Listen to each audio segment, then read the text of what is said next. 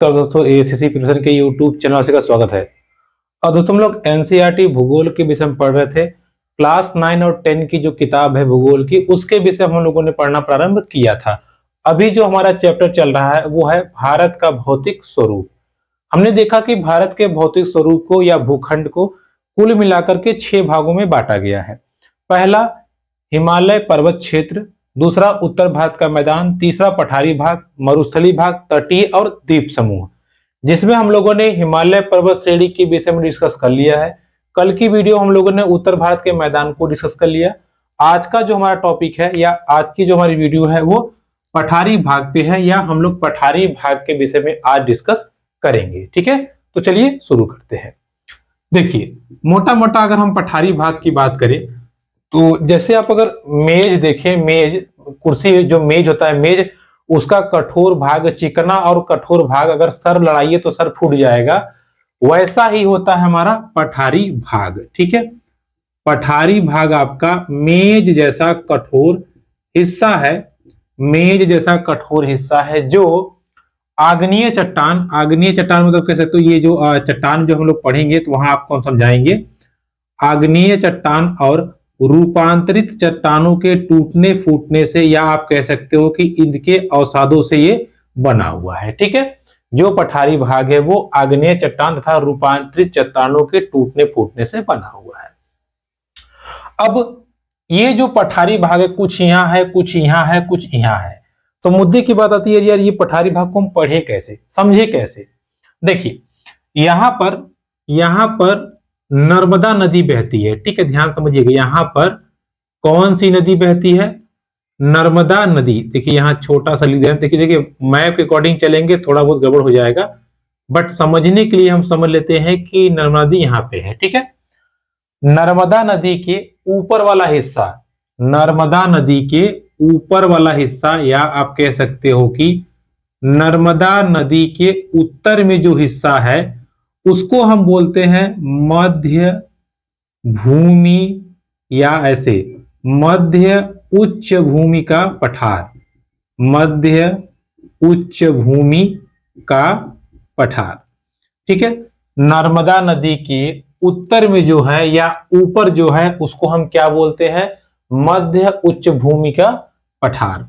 अब बात आती है नर्मदा नदी के नीचे, नीचे मतलब दक्षिण में जो है, दक्षिण में जो पठार है उसको हम बोलते हैं दक्कन का पठार, दक्कन का पठार, या आप हम इसको बोलते हैं, क्या बोलते हैं? दक्कन का पठार, या हम बोलते हैं दक्षिण का पठार। चूंकि ये पूरा पठारी भाग इधर भी पानी है, इधर भी पानी है, इधर भी पानी है, इसलिए हम इसको बोलते हैं प्रायद्वीपीय पठार। क्लियर हुआ? प्रायद्वीपीय मतलब होता है तीन तरफ से पानी से घिरा हुआ। तो हमारे भारत देश का जो पठारी भाग है उसको हम प्रायद्वीपीय पठार बोलते हैं। साथ ही साथ नर्मदा नदी के ऊपर वाला यानी कि उत्तर वाला जो पठार है उसको हम बोलते हैं मध्य उच्च भूमि का पठार। नीचे वाला जो हिस्सा है उसको हम बोलते हैं दक्कन का पठार। क्लियर हुआ? अब एक एक विषय हम डिस्कस करते हैं। देखिए, यहां का जो पूरा हिस्सा है, जो पूरा पठारी भाग है, इसको हम क्या बोलते हैं? इसको हम बोलते हैं मध्य उच्च भूमि का पठार। मध्य उच्च भूमि के पठार को मुख्य रूप से या मोटा मोटा तौर पे मालवा के पठार के नाम से जाना जाता है। किसके नाम से? मालवा के पठार के नाम से। इसी मालवा के पठार का एक छोटा सा हिस्सा यहां पर है। अगर आप देखें तो देखिए, इधर होता है आपका उत्तर और इधर आपका होता है दक्षिण, ये तो आपको पता है। इधर क्या होता है? पूर्व, और इधर क्या होता है? पश्चिम। अब बात को समझिएगा, अगर हम कहें कि मालवा के पठार का पूर्वी हिस्सा, तो यही होगा मालवा के पठार का पूर्वी हिस्सा, जिसको हम क्या कहते हैं? जिसको हम कहते हैं बुंदेलखंड का पठार, बुंदेलखंड का पठार। और बुंदेलखंड के पठार का ही एक और भाग है यहां नीचे, नीचे इसको बोलते हैं बघेलखंड का पठार। क्या बोलते हैं? बघेलखंड का पठार। ठीक है, समझ में आया आपको? बात को एकदम क्लियर कट करके चलिएगा, ठीक है, बाद में कंफ्यूजन ना हो। देखिए, चूंकि नर्मदा नदी के ऊपर के हिस्से को हम बोलते हैं मध्य उच्च भूमि का पठार, जिसके विभिन्न भाग हैं, जिसमें मालवा का पठार आता है। मालवा के पठार के पूर्वी विस्तार को हम बुंदेलखंड का पठार तथा बघेलखंड के पठार के नाम से जाना जाता है या जानते हैं। यहीं पर इसी पठार का एक और हिस्सा है जो खनिज के दृष्टिकोण से बहुत इंपॉर्टेंट है, जिसको हम बोलते हैं छोटा नागपुर का पठार। क्या बोलते हैं? छोटा नागपुर का पठार। और ये पठार दामोदर नदी के कारण बहुत खनिज की दृष्टि से इंपॉर्टेंट माना जाता है। ठीक है, तो अब आप देख पा रहे होंगे कि जो मध्य उच्च भूमि का पठार है, ये मालवा के पठार, मालवा के बाद में बुंदेलखंड का पठार, बुंदेलखंड के बाद बघेलखंड का पठार और साथ ही साथ छोटा नागपुर के पठार के रूप में डिवाइड हो जाता है। ठीक है, कितने भाग में हुआ? ये 3 भाग में हुआ, 4 भाग में, सॉरी। मालवा का पठार, बुंदेलखंड का पठार, बघेलखंड का पठार और छोटा नागपुर का पठार। क्लियर हुआ? छोटा नागपुर का पठार जो है दामोदर नदी के कारण है, ये आप ध्यान रखिएगा। कुछ चीजें और समझ लीजिए। देखिए, नर्मदा नदी के जस्ट नीचे, नर्मदा नदी के जस्ट नीचे सतपुड़ा पहाड़ी है। कौन सी पहाड़ी है? सतपुड़ा। और नर्मदा नदी के जस्ट ऊपर, नर्मदा नदी के जस्ट ऊपर विंध्य पहाड़ी है। कौन सी पहाड़ी? विंध्य पहाड़ी। और विंध्य पहाड़ी के जस्ट ऊपर यहां पर क्या है? अरावली पर्वत श्रेणी है। क्या है? अरावली पर्वत श्रेणी। क्लियर हुआ? और ये सब विंध्य पहाड़ी, सतपुड़ा पहाड़ी, अरावली पर्वत श्रेणी सब के सब किस भाग का है या किसका हिस्सा है? मालवा के पठार का हिस्सा है, या मोटा मोटा हम कहें तो मध्य उच्च भूमि का हिस्सा है। क्लियर हुआ? अब आप देख पा रहे होंगे कितना हिस्सा कवर कर ले गया। अब देखिए, चूंकि ये डायग्राम थोड़ा सा गड़बड़ हो गया, यहाँ पर पूरा मैदानी भाग है, लेकिन हमने समझाने के लिए आपको बता दिया। ठीक है, मध्य उच्च भूमि के पठार के अंतर्गत मालवा का पठार, छोटा नागपुर का पठार, बुंदेलखंड का पठार और बघेलखंड का पठार, अरावली पर्वत चोटी जो है श्रेणी है, विंध्य पर्वत चोटी जो है, विंध्य पर्वत श्रेणी जो है, और लास्ट में सतपुड़ा पहाड़ी। ये सब के सब किस में आते हैं? ये सब के सब मध्य उच्च भूमि की चोटी के अंतर्गत आते हैं। साथ ही इस क्षेत्र में चंबल नदी, सिंध नदी, चंबल नदी, बेतवा, केन नदी, जो गंगा नदी के सहायक नदियां हैं, वो भी इसी इलाके में बहती हैं और उनके बहने की दिशा कुछ ऐसी है, इस तरफ है। तो अब आप बताइए किस तरफ दिशा होगी? ये पश्चिम या दक्षिण? पश्चिम दक्षिण से वो लोग बहते किधर है? उत्तर पूर्व की तरफ, उत्तर पूर्व की तरफ, जो ये बात को दर्शाता है कि ये हिस्सा ऊपर है और ये हिस्सा नीचे है, तभी तो पानी ऐसे जा रहा है। ठीक है, तभी तो पानी ऐसे जा रहा है। क्लियर हुआ? चलिए, अब हम समझते हैं हमारा जो दूसरा है। देखिए, नर्मदा नदी के निचला हिस्सा जो है, या आप कहें सतपुड़ा पहाड़ी के जस्ट नीचे का जो हिस्सा होता है, सतपुड़ा पहाड़ी के जस्ट नीचे का जो हिस्सा है, उसको हम क्या बोलते हैं? उस पर हम थोड़ी सी चर्चा करते हैं। देखिए, बात को समझिएगा। अभी हमने जो मध्य उच्च भूमि के पठार के विषय में डिस्कस किया, उसमें हमने देखा कि मध्य उच्च भूमि के पठार का 4 भाग है। ठीक है, अब जो दूसरा हमारा आता है दक्कन का पठार। देखिए, दक्कन का पठार कुछ ऐसे फैला हुआ है, ऐसे देखिए, ऐसे कुछ ऐसे, यानी कि त्रिभुजाकार में। तो दक्कन का पठार, पहले आप यही समझ लीजिए, दक्कन का जो पठार है वो कैसा है? त्रिभुजाकार है, त्रिभुजाकार। ठीक है, दक्कन के पठार को हम त्रिभुजाकार आकृति के नाम से जानते हैं, या त्रिभुजाकार आकार में वो फैला हुआ है। ठीक है, दक्कन का जो पठार है वो त्रिभुजाकार आकृति में फैला हुआ है, इस बात को आप ध्यान रखे रहिएगा। ठीक है, लेकिन ये पठार यहां से होते होते देखिए ऐसे फैला था पूरा, ये यहां तक फैला था। ठीक है, यहां तक। आइए, तो छोटा नागपुर पठार हो गया, ये यहां तक फैला था, लेकिन यहां पर ये जो नदियां हैं, इस हिस्से को काट काट के अलग कर दी है, काट काट के अलग कर दी है, जिस कारण दक्कन के पठार का कुछ हिस्सा, दक्कन के पठार का कुछ हिस्सा मेघालय में देखने को मिलता है। कहां मिलता है? मेघालय में, जिसको हम बोलते हैं मेघालय का पठार। क्या बोलते हैं? मेघालय का पठार, या इसको कार्बी एलोंग का पठार कहते हैं। ये बहुत एग्जाम में पूछा है, ये टेट में पूछा था, गड़बड़ हो गया था काफी लोग का। काफी एलोंग का काफी नहीं, कार्बी एलोंग का पठार, साथ ही साथ इसको शिलांग के पठार के नाम से भी जाना जाता है। क्लियर हुआ? दक्कन के पठार का एक हिस्सा मेघालय में है जिसको हम कार्बी एलोंग पठार, शिलांग पठार या मेघालय के पठार के नाम से जानते हैं। और इसकी जो छोटे छोटे बच्चे हैं उन बच्चों को हम क्या कहते हैं? गारो खासी पहाड़ियां। ठीक है, आपने सुना होगा बहुत, गारो, खासी और जयंती की पहाड़ियां। ठीक है, गारो, खासी, जयंती की पहाड़ियां जो है वो भी मेघालय के पठार का हिस्सा है, या डायरेक्ट आप कहें तो उसका जो दादाजी है कौन है? दक्कन के पठार का हिस्सा है। क्लियर हुआ? दक्कन का पठार एकदम क्लियर हुआ कोई कॉन्सेप्ट?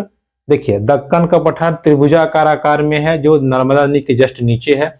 इसका एक हिस्सा मेघालय में देखा जाता है क्योंकि यहाँ का डीएनए यहाँ से मैच कर रहा है, तो ये बाप है बिटवा है। ठीक है, दोनों का डीएनए मैच कर रहा है, इसलिए ऐसा माना जाता है कि इसी पठार का हिस्सा ये है जिसका नाम क्या है? मेघालय का पठार या शिलांग का या कार्बी एलोंग पठार। और उसके दो नाती हैं, 3 नाती हैं, कौन से? खासी, गारो और जयंती की पहाड़ियां। ठीक है, ये बात को आप ध्यान रखिएगा। इस पठार को उत्तर कचार की पहाड़ियां भी कहते हैं, ये भी बात ध्यान रखिए। ठीक है, इसको उत्तर कचार की पहाड़ियां। क्लियर हुआ? अब देखिए, बात को समझिएगा। दक्कन के पठार के विषय में हम डिस्कस थोड़ा सा करते हैं। देखिए, क्योंकि ऐसा देखा गया इस हिस्से से बहुत सारी नदियां निकलती हैं और वो ऐसे बहती हैं। ठीक है, ऐसे बहती हैं। इस बात से आपको क्या क्लियर समझ में आ रहा है? देखिए, अगर हम कह दें कि पानी ऐसे बह रहा है, ऐसे मतलब ये वाला हिस्सा ऊपर होगा, ये नीचे होगा। अगर कहते हैं ऐसे बह रहा है तो ये वाला हिस्सा ऊपर है, ये वाला नीचे है। अर्थात सीधा समझ में आता है कि पठार का ये पश्चिमी भाग ऊंचा है और ये जो पूर्वी भाग वो नीचा है या हल्का उससे कम है।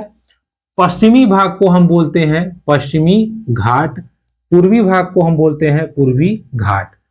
पश्चिमी घाट की औसत ऊंचाई अगर हम लें तो 1600 मीटर के आसपास है, वही पूर्वी घाट की बात करें तो 600 मीटर के आसपास है। तो आप यहां से भी डायरेक्ट समझ सकते हैं कि कौन ऊपर है कौन नीचे है। ठीक है, अब देखिए, चूंकि ये नदियां आती हैं तो घपाक से बकोट देती हैं, मिट्टियां बकोट देंगी, इसीलिए आप देखेंगे भारत का मैप का जो ये हिस्सा है बड़ा टेढ़ा मेढ़ा है।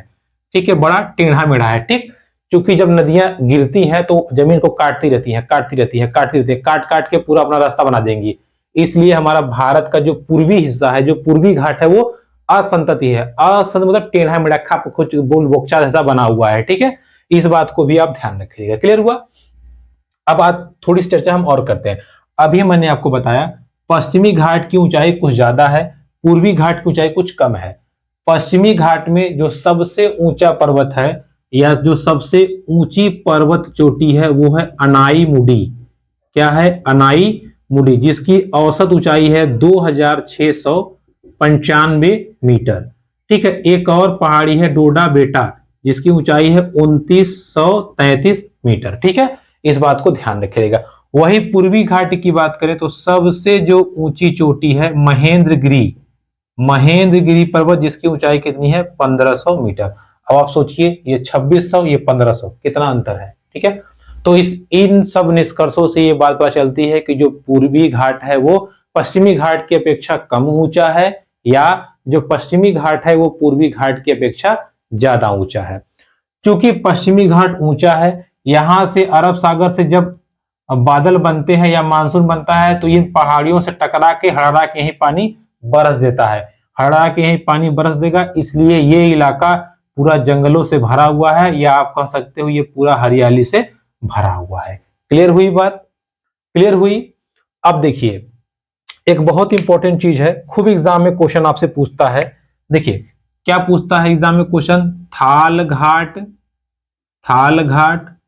भोर घाट और पाल घाट, ये कहां है और किस क्रम में है? बात को समझिएगा। यहां वाला हिस्सा, गुजरात के आसपास वाला हिस्सा, इसको बोलते हैं थाल घाट। इसके नीचे थोड़ा सा ये जो है ये है भोर घाट। भोर घाट, और एकदम नीचे वाला जो हिस्सा है ये पाल घाट। ठीक है, थाल घाट, भोर घाट, पाल घाट, अभी आरओ एग्जाम में आया था, क्रम से लगाइए। तो अब हम इसको याद कैसे करें, देखिए एकदम छोटी सी ट्रिक है, एकदम फटाक से याद हो जाएगा आपको। देखिए थाल घाट, भोर घाट, पाल घाट, थाल घाट, भोर घाट, पाल घाट। देखिए इसको हम छोटी सी ट्रिक से समझते हैं। क्या समझते हैं? थाने से भागी पुलिस। अब देखिए एकदम आराम से ट्रिक समझे रहिएगा, जब बम फूटेगा तो थाने से भागी पुलिस, था से थाल घाट, भा से भोर घाट, और पू से पाल घाट। ठीक है, इसको से मत लीजिएगा, बस याद करने के लिए मैंने आपको बताया। थाने से भागी पुलिस यानी कि थाल घाट और भोर घाट और पाल घाट, ये सभी घाट आपको क्लियर रहेंगे, इस बात को ध्यान रखिएगा। ठीक है, अब देखिए ये हमने चर्चा कर ली किसकी, हमने चर्चा कर ली है पश्चिमी घाट, पूर्वी घाट, जो कि हमारे दक्कन पठार के अंतर्गत आते हैं। साथ ही साथ एक बात और ध्यान रखिएगा, एकदम दक्षिण पश्चिम में, मतलब इधर इलाके में जावेड़ी और सेवराय की पहाड़ियां भी देखने को मिलती हैं। पश्चिमी घाट के अंतर्गत जावेड़ी और सेवराय की पहाड़ियां देखने को मिलती है। यहीं पर उंगमंगलम मतलब ऊटी, ठीक है, घूमने की जगह है, जहां पे जैसे टूरिज्म वगैरह या लोग घूमने जाते हैं। ऊटी बहुत फेमस जगह है, ठंडी जगह है, गर्मी में जाना चाहिए, बड़ा अच्छा जगह है। ठीक है, तो ऊटी जो है वो कहाँ है, वो भी आपका एकदम दक्षिणी हिस्से में है, किसके, इन घाट के हिस्से में। ठीक है, एक बात और, ये दोनों के दोनों घाट, पश्चिमी घाट और पूर्वी घाट, एक जगह पे जाके मिल जाते हैं तमिलनाडु में, जिसको बोलते हैं नीलगिरी की पहाड़ी। क्या बोलते हैं? नीलगिरी की पहाड़ी। तो नीलगिरी की जो पहाड़ी है वो भी किसका हिस्सा है? नीलगिरी की पहाड़ी किसका हिस्सा है? वो भी दक्कन के पठार का हिस्सा है। ठीक है, किसका हिस्सा है? दक्कन के पठार का हिस्सा है। इस बात को आप ध्यान रखिएगा। क्लियर हुआ? तो दोस्तों देखिए, मैंने आपको पठारी भाग में बताया कि पठार, जो भारत का प्रायद्वीपीय पठार है उसको दो भागों में बांटा गया है। मध्य उच्च भूमि का पठार, जिसमें मालवा का पठार, बुंदेलखंड का पठार, बघेलखंड का और छोटा नागपुर का पठार। क्लियर हुआ?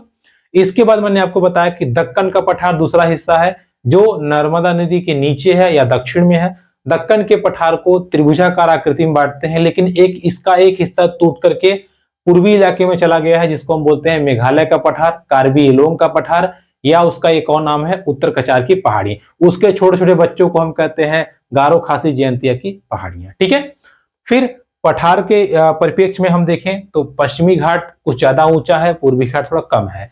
पश्चिमी घाट से कुछ नदियां निकल के पूर्वी घाट में आती हैं, जो जमीन को काट देती हैं, इसलिए पूर्वी घाट थोड़ा सा टेढ़ा मेढ़ा है।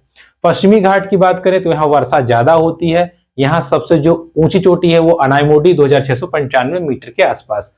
पूर्वी घाट की जो सबसे ऊंची चोटी है महेंद्रगिरी, जिसकी ऊंचाई है 1500 मीटर। ठीक है, उसके साथ कुछ चीजें हमने और देखा, हमने थाल घाट, भोर घाट और पाल घाट के विषय में चर्चा किया। अब हम थोड़ी सी चर्चा कर लेते हैं कि इतना बड़ा पठारवा बना कैसे। ठीक है, मुख्यतः इस पठार को हमने बताया कि आग्नेय चट्टान से बनती है।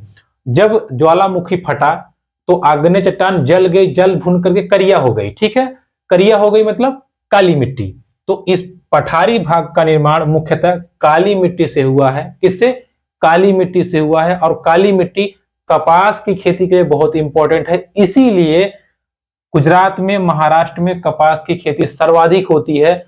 चूंकि महाराष्ट्र पूरा दक्कन के पठार पे है या दक्कन ट्रैप में है, इसीलिए इसको यहाँ पे कपास की खेती सबसे ज्यादा होती है। ठीक है, ये बात को आप ध्यान रखिएगा। तो दोस्तों ये थी आज की हमारी क्लास एनसीईआरटी भूगोल के अंतर्गत भारत के भौतिक स्वरूप के अंतर्गत हमने तीसरा सेशन पठारी भाग को कवर कर लिया। अगली वीडियो में इसके आगे चर्चा करेंगे। वीडियो अगर पसंद आ रही है, आपको समझ में आ रहा है, तो प्लीज चैनल को लाइक, कमेंट, सब्सक्राइब जरूर कीजिएगा। धन्यवाद।